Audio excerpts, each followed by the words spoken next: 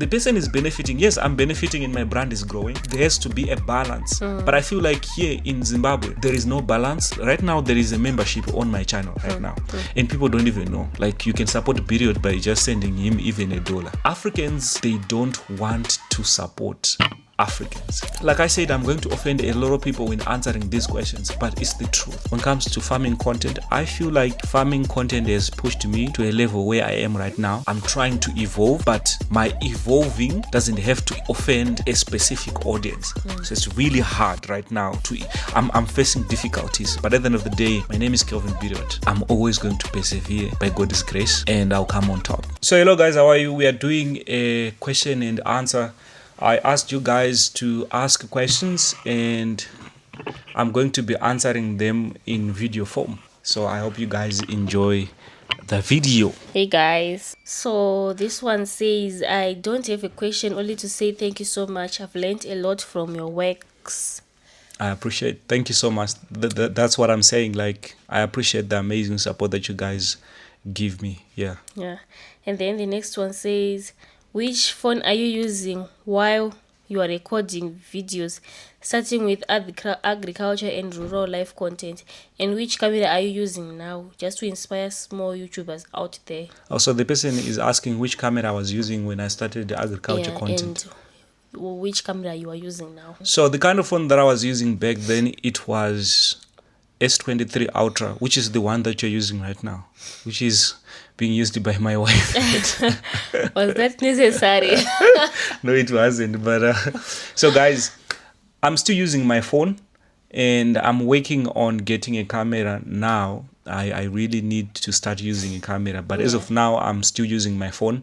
I shifted from Android phones. I'm now using iOS. I'm using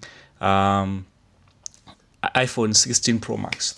Okay, big thank you. Most of your farm videos have so much knowledge in them.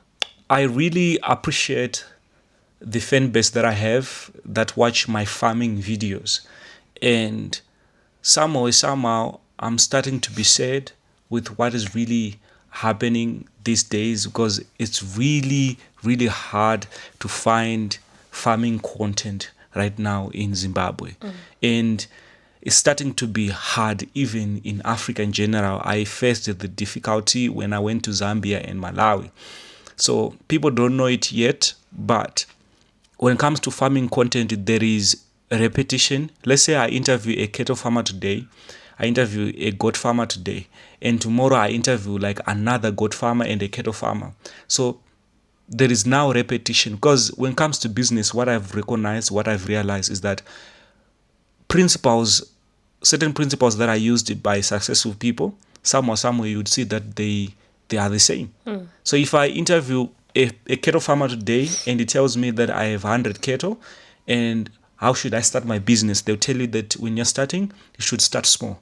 That is the same thing that I'm going to be told by another cattle farmer that I'm going to be interviewed, I'll be interviewing. So I've interviewed cattle farmers, I've interviewed poultry, it's like every major type of farming in Zimbabwe, I've interviewed someone in that area. And if I'm to keep on interviewing people in that same category, there is repetition in content. So it's really starting to be hard. And I'll actually make a video on that one explaining.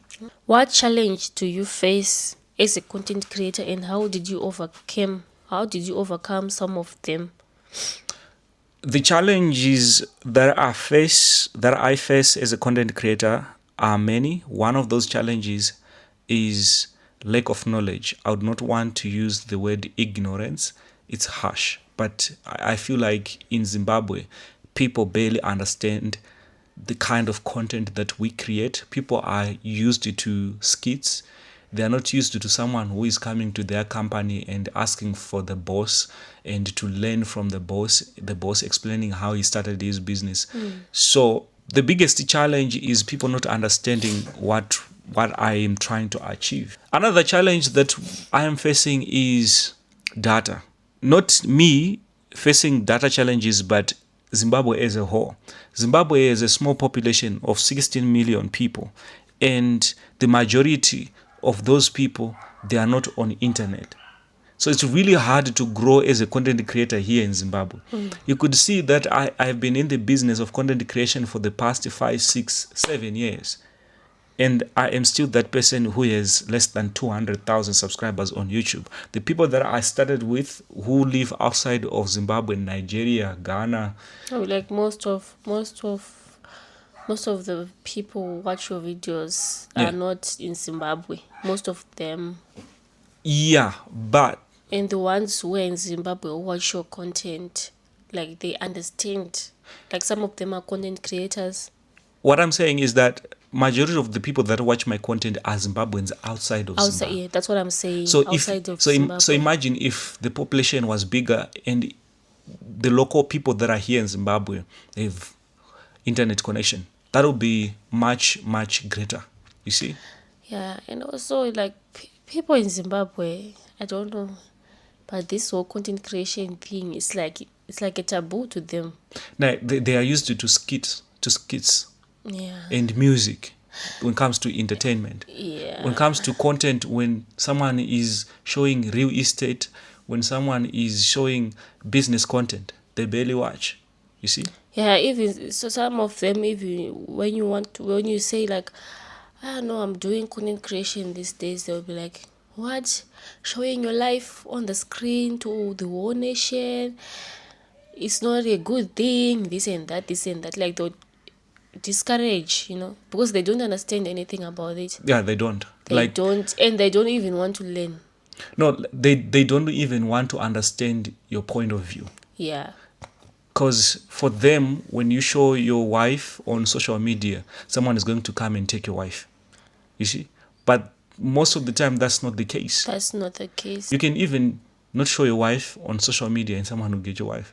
So Yes, it all exactly. it all comes back to you as people and what you want to achieve. Me showing my family on social media, for me, it's business. You see? I'm not just going to be doing it for free. The next question. I still remember when you were doing reaction content and I commented, do real content on comment section. After weeks, I started to see you doing piggery and chicken content, going to the farms. I said to myself, yes, this guy will be big soon.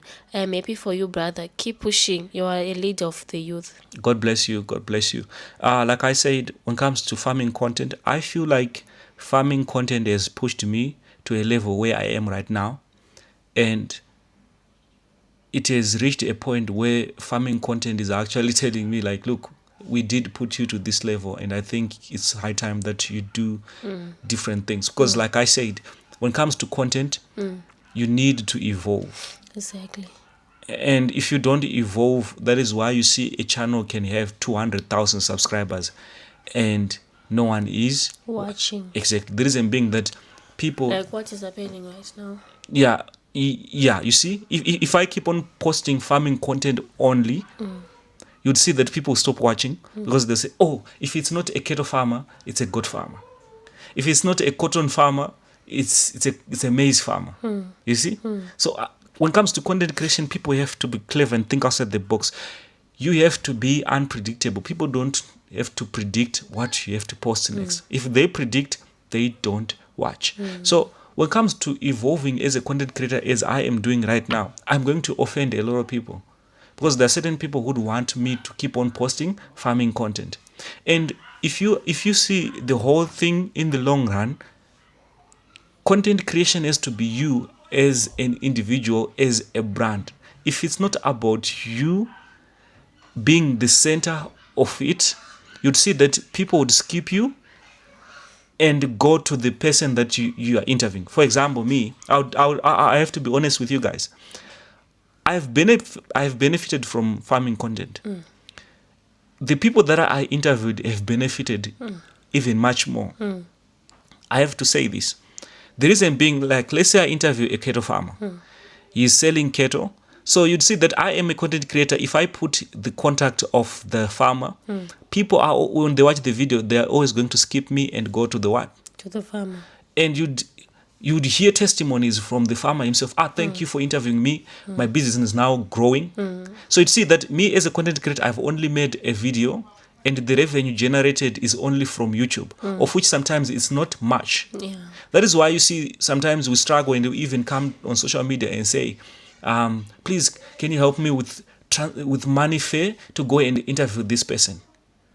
So the person is benefiting. Yes, I'm benefiting and my brand is growing, but there has to be a balance. But I feel like here in Zimbabwe, there is no balance. If you say, right now, there is a membership on my channel right now, and people don't even know. Like, you can support Biriot by just sending him even $1. Okay. Why? It's because Africans, they don't want to support Africans. They look at you and say, yeah, you'll be taking our money and that kind of stuff. But what about the content and the person that I'm connecting you with, who is a farmer? Okay. So it's like I said, I'm going to offend a lot of people when answering these questions, but it's the truth. Okay. So this one, it has so many questions, and it's like it have different sections. Yeah. What is the name of the person? Miriam Chuma. Thank you. Oh, Miriam. Yeah, Miriam. Oh, I know Miriam. Thank you, Miriam. So for this first section, Yeah. who is your target audience and how do you engage with them? So the thing is, when I started content creation, my audience target was only Zimbabwe. And I grew up to like 60,000 subscribers. And then I changed. And I said, my target audience is now diaspora. Like everyone. Not like everyone. Like when I shifted, when I was doing farming, and my content was like diaspora only. Okay. Because I saw a loophole and I said, these people that are being scammed, they're trying by all means to feed their families back home. Why is it that people from home are taking advantage taking advantage of these people? I said, let me open their eyes by creating content that really shows what's on the ground. That was my target audience. So now I've reached a point where I'm now saying my target audience is everyone. Like everyone, Zimbabweans, Ghanaians, and Kenyans, like everyone in the world. I think the only way that I can engage with my audience is creating content that they love. And right now I'm in a dilemma where if I post a content about real estate, I offend farmers. You see, because I've attracted, like, there is a certain point where the biggest mistake that I made is portraying a picture that I belong to these certain people. Okay. You see? Yeah. Because there was a time that I was really like focusing on farming content. Yes. And farmers and even those who love farming did get to a point where they claimed like, we have found our person. We can really, because Exactly. that time I was really angry with what was happening to farming. Why do you want to laugh? Why are you saying you were angry? Yeah, the reason Angry being, with what? the reason why I was angry back then when I started focusing on farming content, people were looking at farming as something that is really boring. Yeah. Like it was, when people were watching farming content, they were like, you see? But then, You even changed my mind. yeah, you see, when it comes to farming, because I said, God, help me to create content that is entertaining about farming. And I did. Like everything changed, even my content, even when I'm editing, I was paying attention to every detail so that I don't bore people. People have to get entertained and encouraged at the same time. So when I was in that area, farmers and even people who loved farming started seeing me as their own. And then they come real estate, people who have houses here, who have nothing to do with farming, and say, Biriot, this is the area that you can be really good at. I tapped into that area also. I was really good at that. So what I've realized is that as a content creator, you don't have to have like a specific niche. You have to Kundai told me, Biriot, you have to have a theme. Like your content has to be themed, not niched. Things are changing. The strategy that I've seen that will work in the long run for me is my podcast. That is why I created the Biriot podcast. With where my main channel is going, I really want that YouTube channel to reach 1 million subscribers. And I cannot do that specifically focusing on a specific audience. I need to draw the attention of everyone. I need to get to a level where I create a video and people say, Biriot have posted. Like everyone is saying that.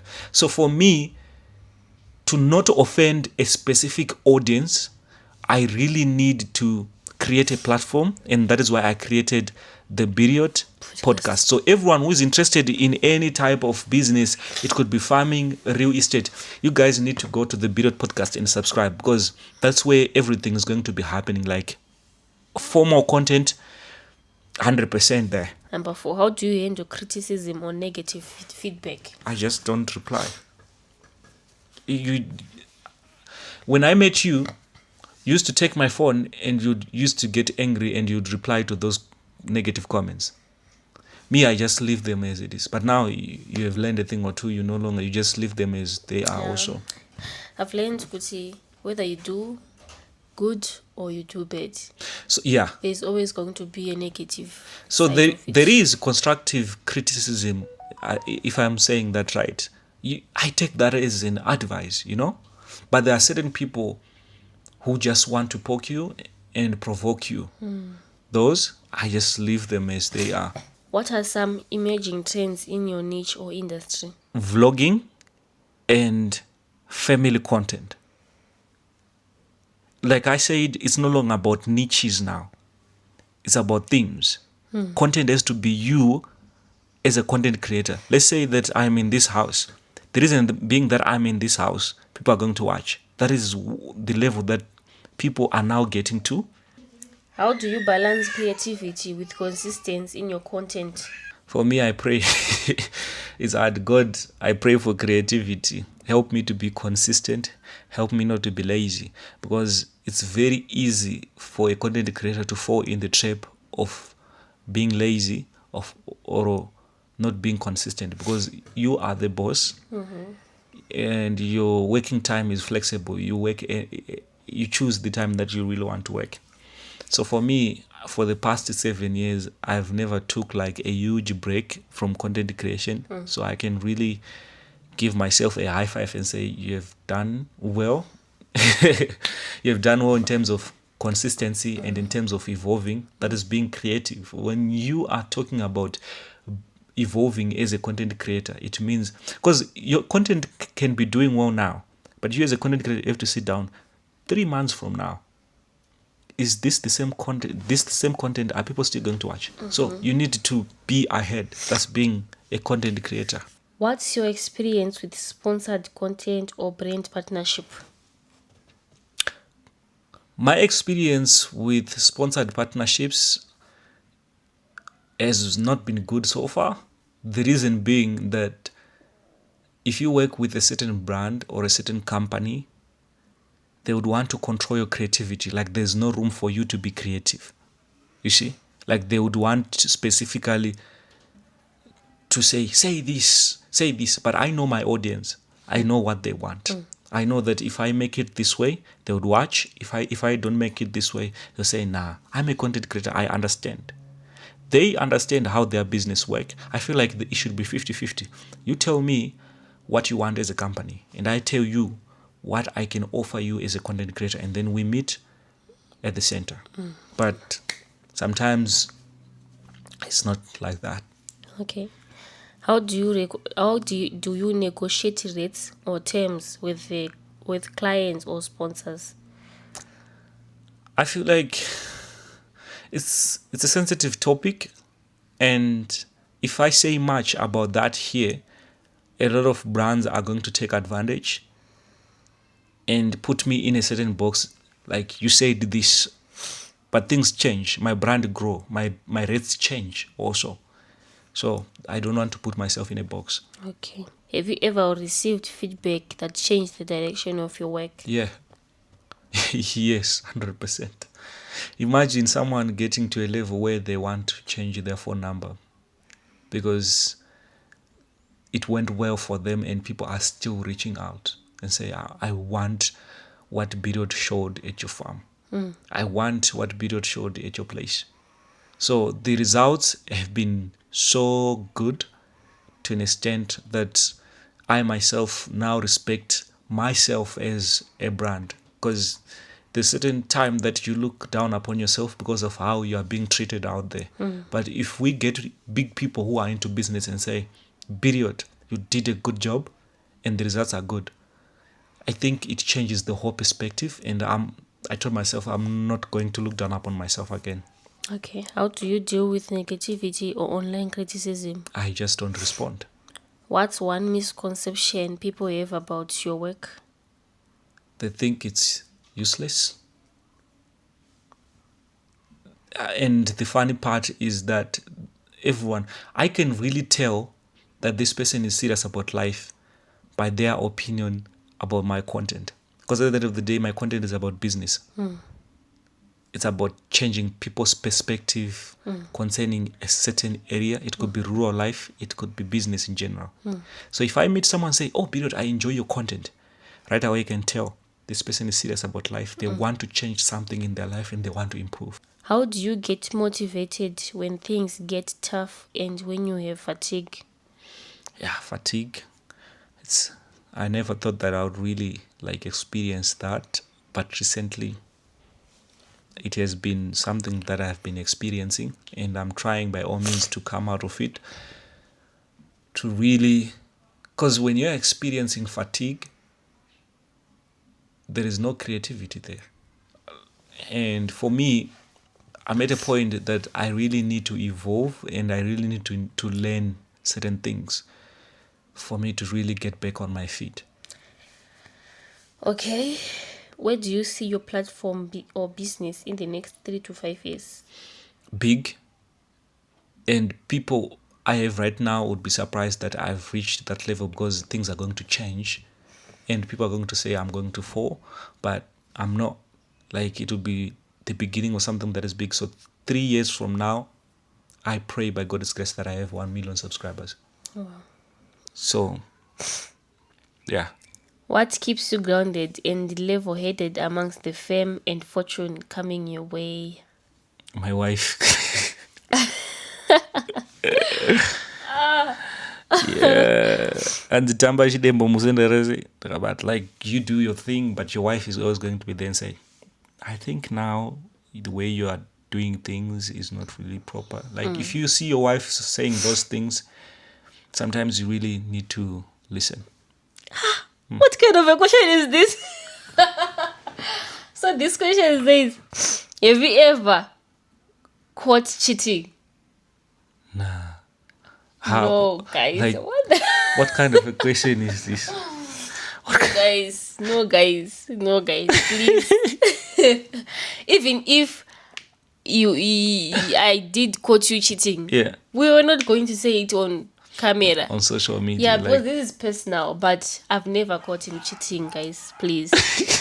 So far, everything is good. So far, everything is okay. So please don't worry. No. How did you manage the pain of being consistent on YouTube? You don't. That's the thing. I always tell people, if you are a Zimbabwean and you are a provider, you can't afford to be depressed. Yeah. Yes, it's normal. There are bad days. Sometimes I'm the one who manages. Yeah, my wife, especially my wife. There are bad days. You can't, as a man, especially in this economy, and say, today I'm depressed. And then there's no physical pain in your body and say, I'm not feeling good in my heart, so I won't be going to work. Your family will suffer. Yeah. So you don't walk in distraction. Exactly. I mean, at the end of the day, I don't want to lie to you. Zimbabwean men, Zimbabwean women, African men, African women, they are working and deep down, they're really sad. They are depressed. They are not in a position they want to be. Yeah. It's really, really that bad. But you don't have a choice. You don't have a choice. Yeah. You just have to do it. Exactly. You'd see sick people go to work. Sick people. And there is no way that they can manage the pain or even the depression. And I don't think that there is a social worker in this world that can really sit, or a therapist that can really sit down with a person who is not having enough to put on the table for his family and talk them out of their problem. Is people are playing with Africa. How much are you making on YouTube monthly, and do you charge vanhu vanoendera kumafarms avo? It depends. It's 50-50. Some I charge, some I don't. Okay. And when it comes to how much I make on YouTube, if I say that here, like I said, people put you in a box. So for me, I can really say that there is a video of mine that did well, like one video, and it produced like how much? 1,000. Exactly, like one video. So imagine one, not necessarily saying that every video is generating that. Another video can generate even $2. So it depends with the video where you made it. Yeah. What inspired you to start content creation? Football.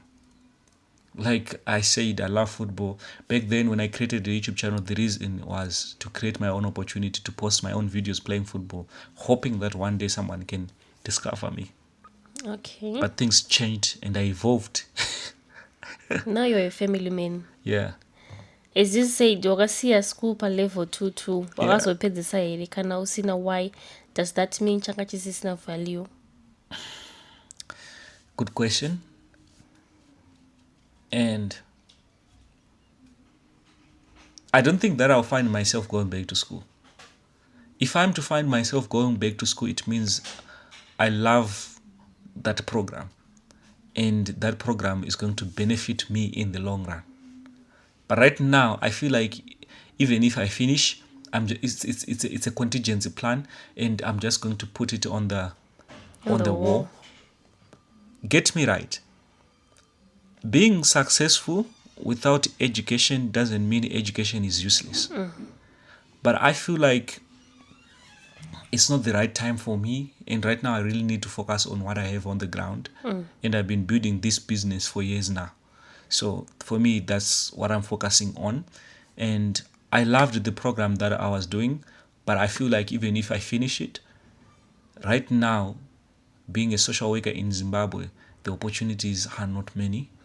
And now I'm a family person. I don't see myself leaving my family here or even going with my family to another country, just looking for opportunities. I love Zimbabwe so much that now I'm here for now.